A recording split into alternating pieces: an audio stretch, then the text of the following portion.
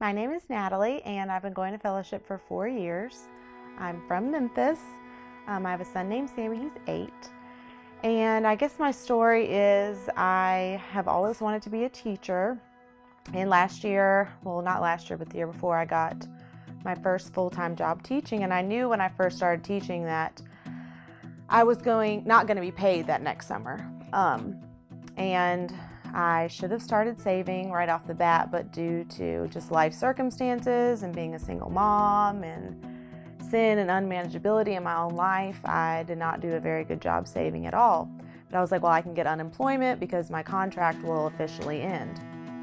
And so I applied for unemployment, and a week came along, and 2 weeks came along, and a month came along, and I still hadn't gotten it. And thank God I have 2 parents, and I asked them, and they paid for 1 month of my rent. So I just kept praying that my unemployment was going to come through, but it didn't.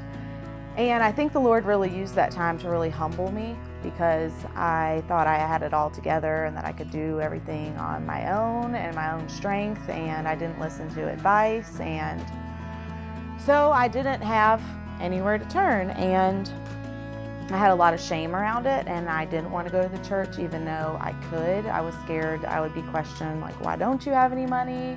What's happened? And it was a perfect picture of grace, because they didn't ask me what happened. They didn't ask what's wrong. Why don't you have the money? I literally went in Damien's office, who was the financial person at the time. He's like, what do you need? How much do we need to give you? And he cut me a check that day.